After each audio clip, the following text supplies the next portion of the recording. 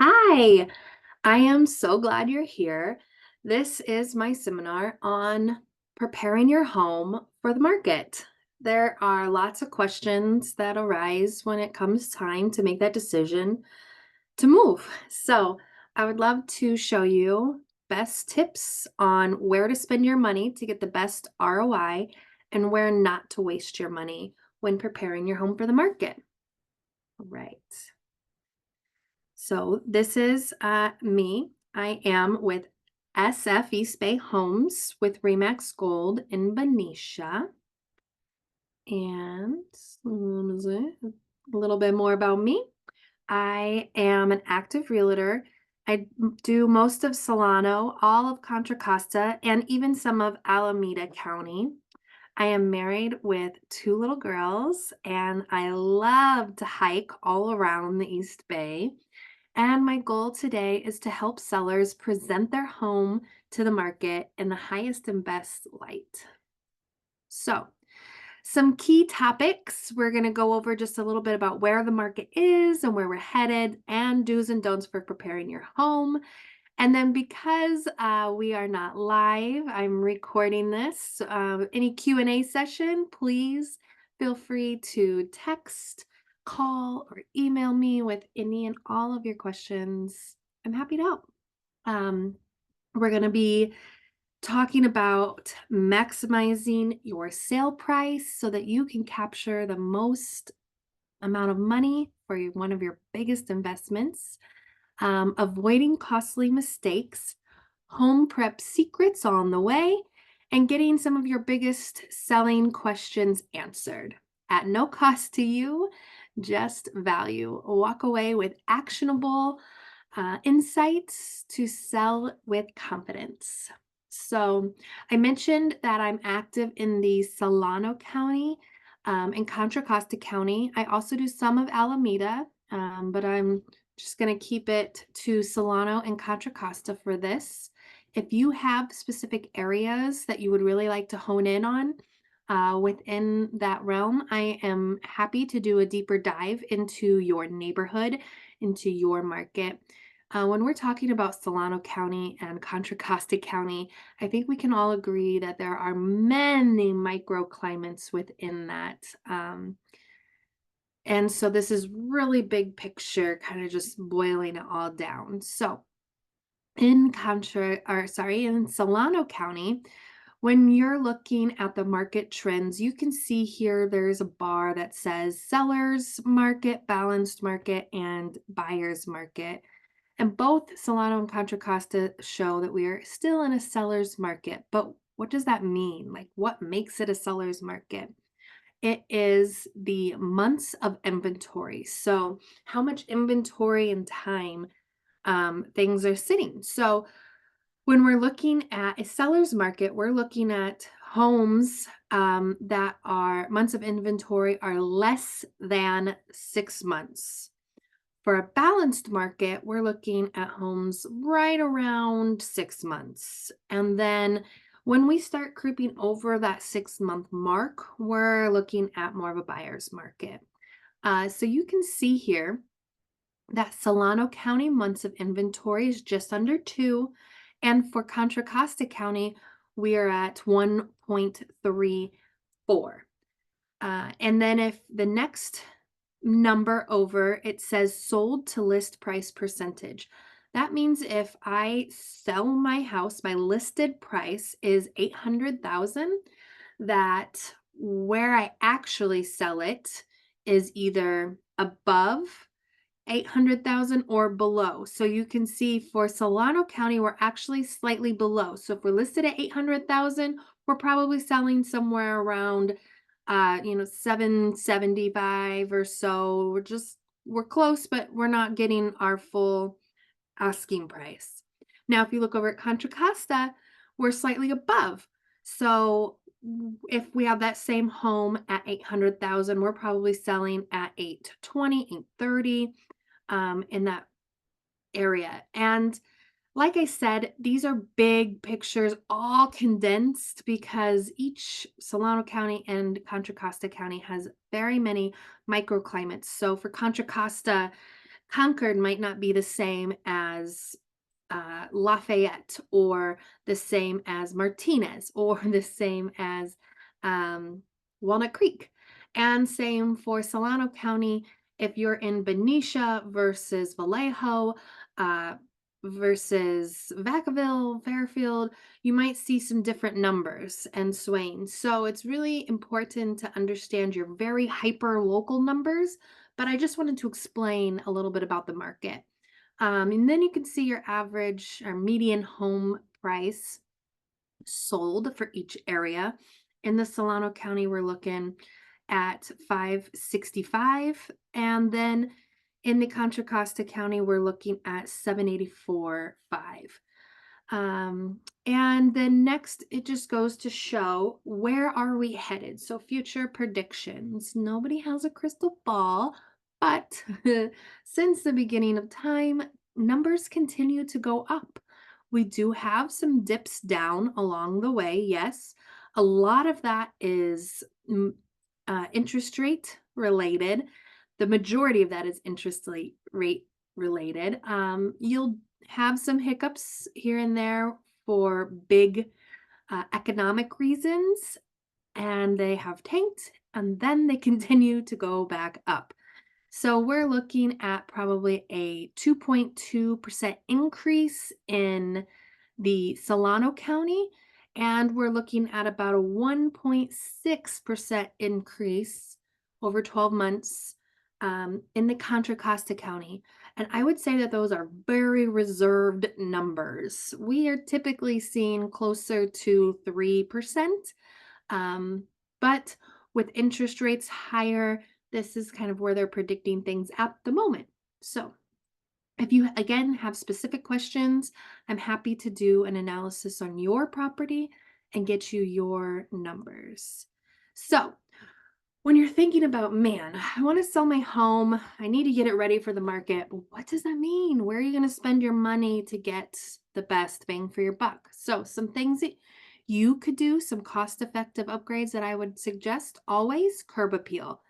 I would say when a buyer starts looking at homes that are for sale, these days, everybody's looking at online first. So, it's great to have a agent who is going to have your best interest in mind when it comes to staging and professional photos, which I always do for all of my properties. And then once they see your home online and they see the pictures, they're like, let's go check it out. What are they going to be looking at next as they're driving by? The curb appeal. How is your home showing at that first, live glance? So definitely curb appeal is a big one. And then some DIY stuff, always just, cleaning and painting. Paint, a fresh coat of paint can go a really long way. I will always recommend putting some money into painting. And then you have some enhanced selling points. If you are living in the home still while you're selling, I would definitely recommend let's look at the furniture arrangement and think of the high traffic areas and how the furniture is arranged. What is the flow looking like as a new buyer coming in? Can they see themselves living here? Does it work for them? Decluttering and depersonalizing. We want people to really think about, this is their home. They're going to be living here. And sometimes when they see personalized pictures and things, it's harder to imagine it as your home. You really feel like you're in somebody else's house. So definitely decluttering, depersonalizing, and the importance of lighting. Sometimes we can have those dark corners, those dark rooms at certain times of the day. So, especially when we bring in stagers, that's a big thing for them. They always bring in a ton of lamps. Lighting is huge.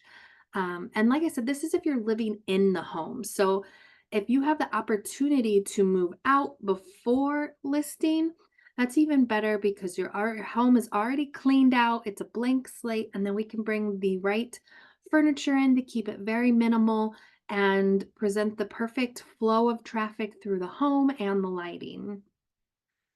Some other things to think about to get the best ROI is a kitchen refresh, is bathroom remodel and refresh, flooring upgrades and the type of flooring and color in the bedrooms. So the type of flooring that we're seeing being put in is like the luxury vinyl because it is scratch proof, it is waterproof, and it looks fantastic. It's really easy to clean, upkeep, and it lasts a long time. So we're seeing a lot of that going in, and you'll definitely see a great ROI for that.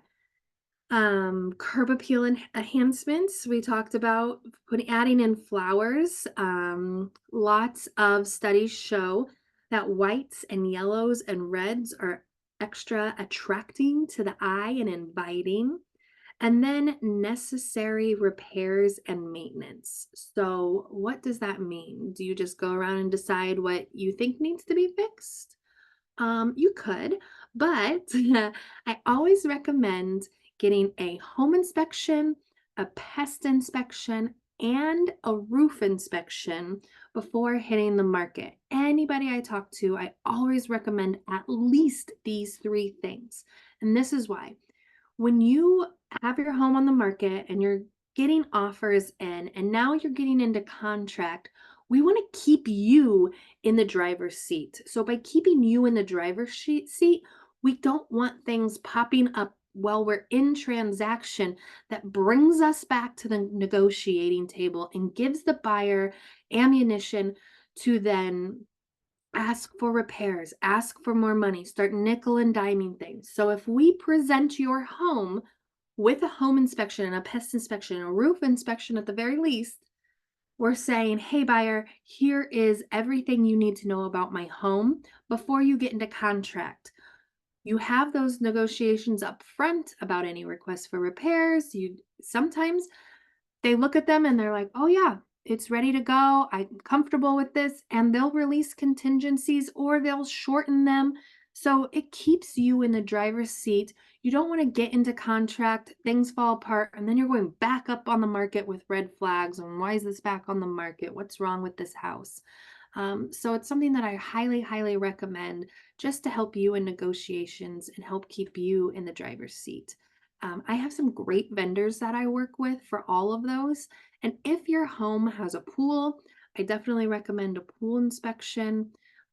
Depending on the age of your home, if you have a chimney, I recommend a chimney inspection. Again, all of these things are only to keep you in the driver's seat so that when the buyers come in and they do their own investigations, they're going to do these things anyhow, unless you hand them over to them.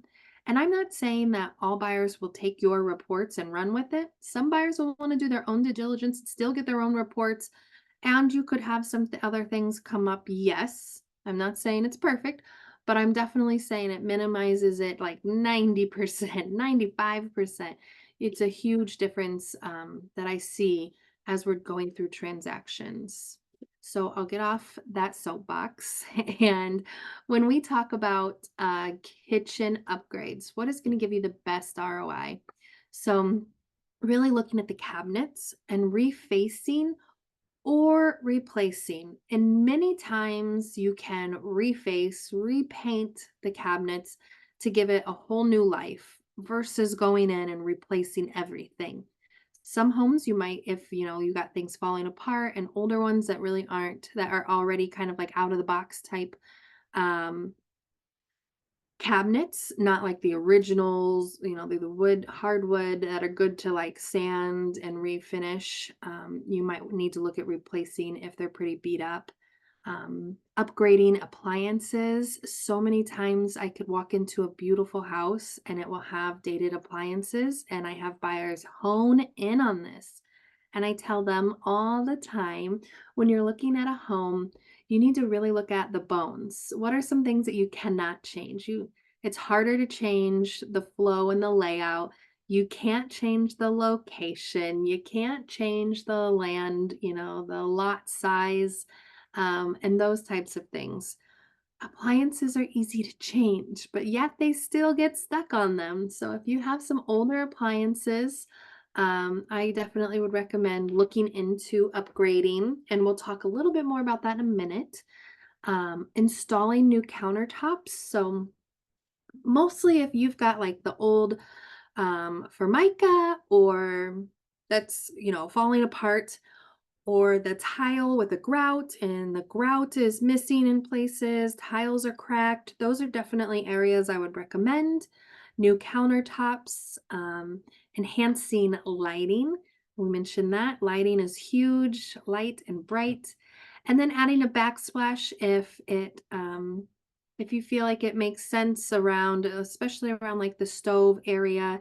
Again, it's just drawing our eyes to certain aspects of the home, and that's something that I would love to come and talk to you about your specific kitchen or, renovations you might be thinking of. I could definitely help you understand where to put your money in some of these things and where you might, be able to save some money and keep it in your pocket.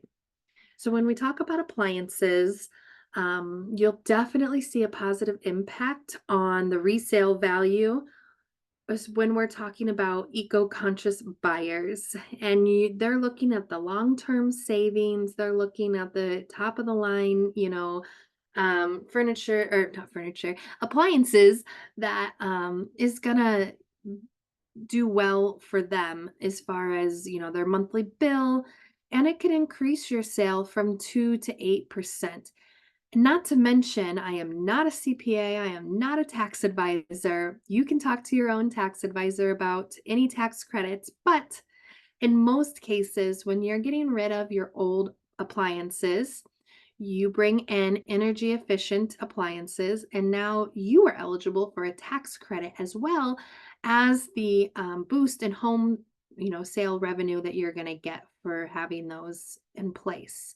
Um, and a lot of times, I always tell most people know is that your trash pickup, they'll do once or twice a year, they'll do free pickups for appliances in some places, or at a minimal charge, they can come and pick up the old appliances. Or if you're having the new appliances installed, a lot of times they'll pick them up and take them away too.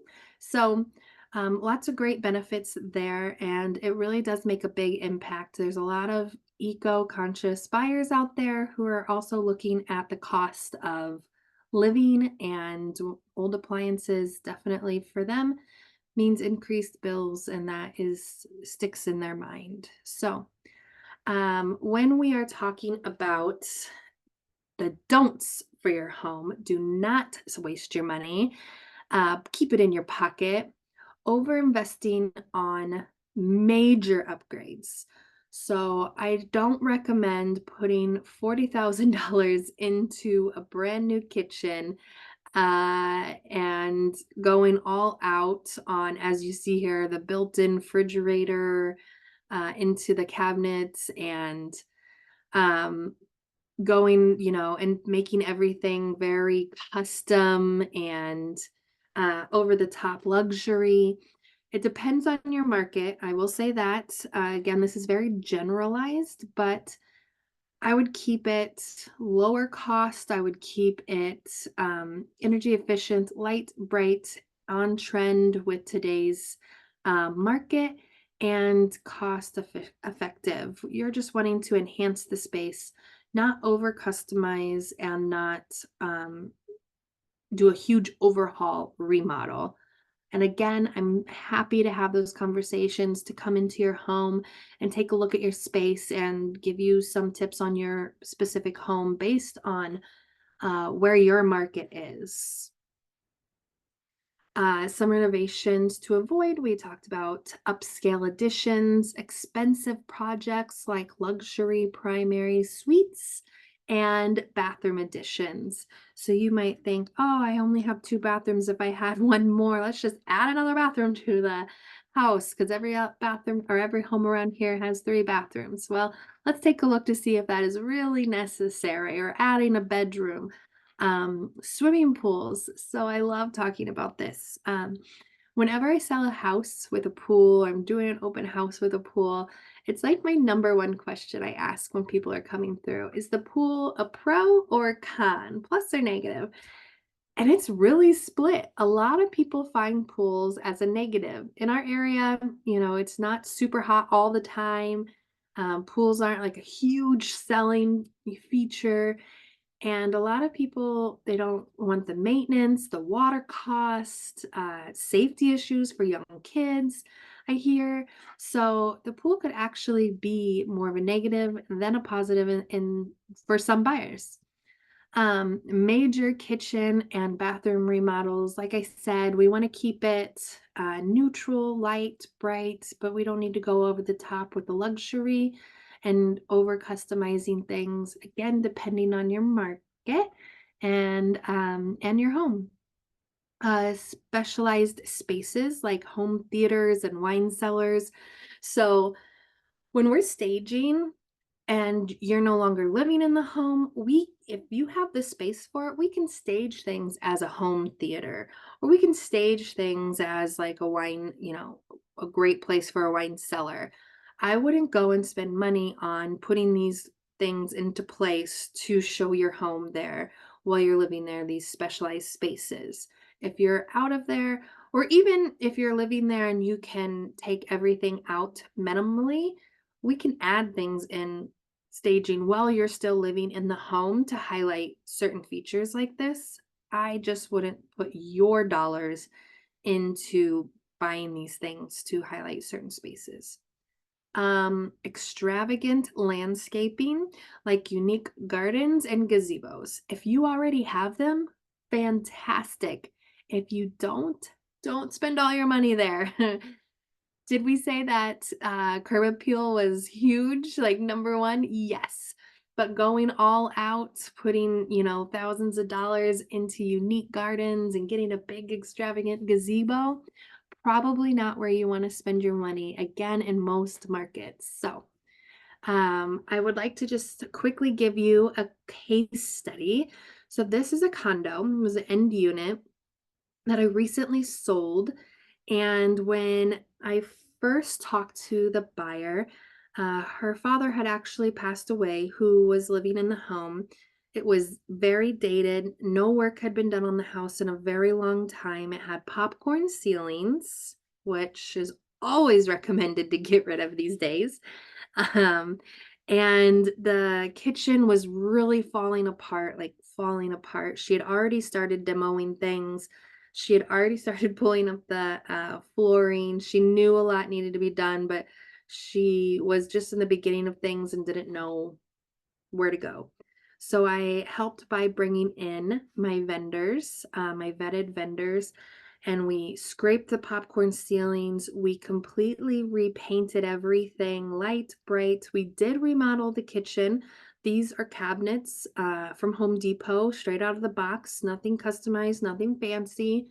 And we did go with the new luxury vinyl flooring.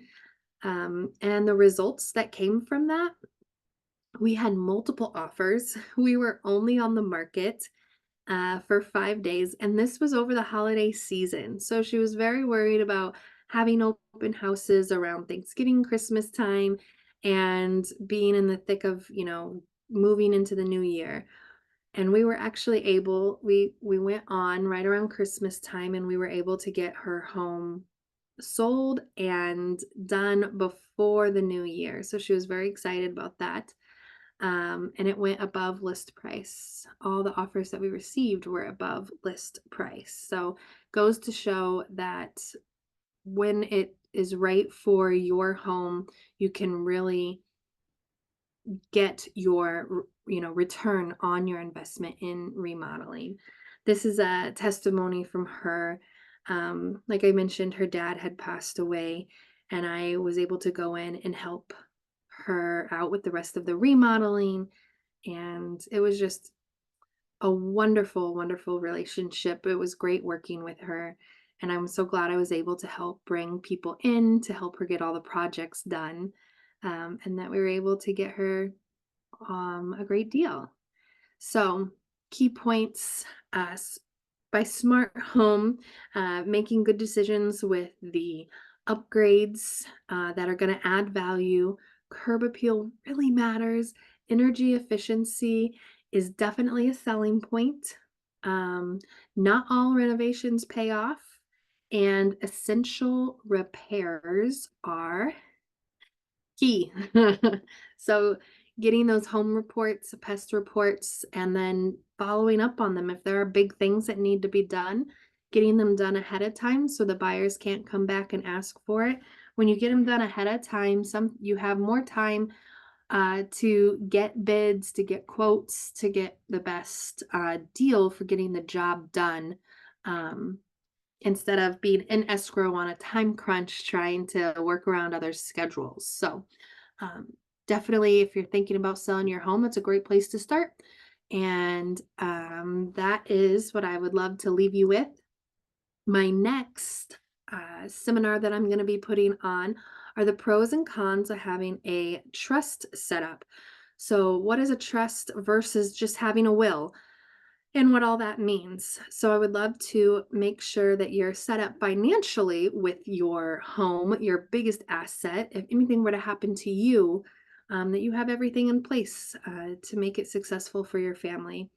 And if that's something you're interested in, please reach out, Allison Costelow at SF East Bay Homes. And I look forward to talking to you. Thank you.